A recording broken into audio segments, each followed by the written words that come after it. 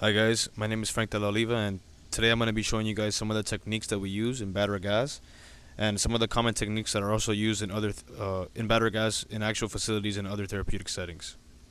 So right now we're just preparing ourselves. This is just a preparation process. As you guys can see, we're using the pool noodles because we didn't have any actual flotation devices, so we just had to make a quick adaptation here with the pool noodles and another flotation device on the back.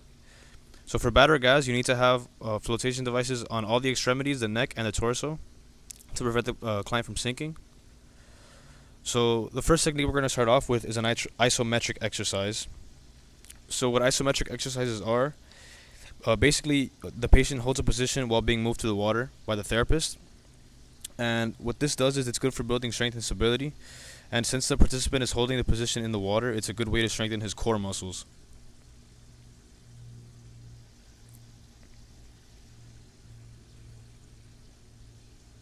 So as you can see, we're moving the patient around from side to side, and he's not moving.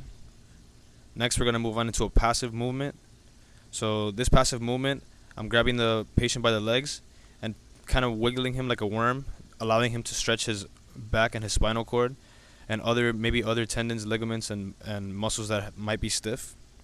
So the benefits of passive movement are that a lot of times patients with arthritis, they have a lot of stiffness and tension in their muscles since they're not being used as much as a regular person without arthritis. So the density of the water and the fact that we can float in water allows and helps them to stretch easier and can provide a lot of relief and comfort.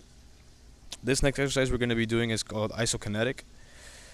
So an isokinetic exercise is basically graded resistance. So what I'm doing here is I'm pushing him toward the wall, and he's also providing some resistance as well since he's doing a leg press.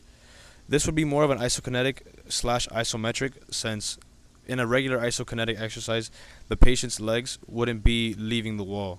The resistance will be applied the entire time.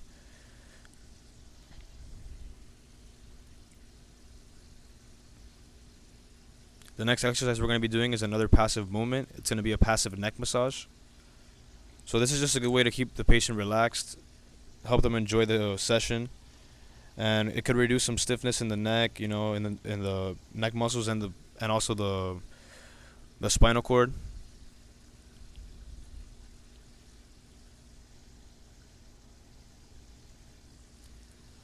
So the next couple movements I'm going to be doing are isotonic. So in an isotonic movement, basically the patient has to be pushed or pulled through the water while remaining still. Now the difference with isometric and isotonic is that isometric is just being moved through the water, while isotonic is being pushed or pulled through the water. So in a couple seconds you're going to see how I start pulling and pushing him, and he's going to have to maintain that stability with his core. So what isotonic does is it improves ligament and tendon strength and stability, and it can also be a very key factor in posture development.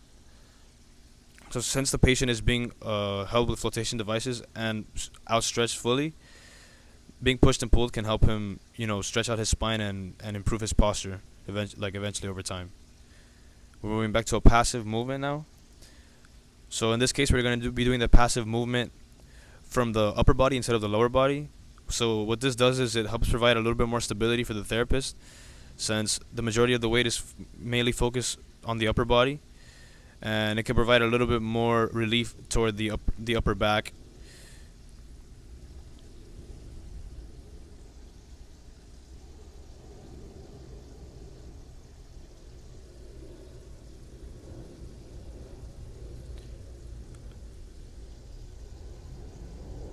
Now we're going to be moving toward a mix of both. This is an isotonic slash isokinetic exercise.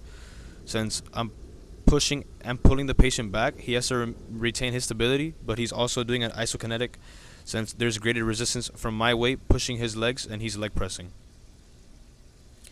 And then finally, the last exercise we're going to be doing is another isokinetic exercise, which is the hip abduction or leg abductions. So in this case, I'm providing pressure to the client. He's maintaining his core still and strong so that he can remain afloat, and he's also pushing against my force. So that's basically it for this video, and I hope you guys enjoyed it. Thank you so much.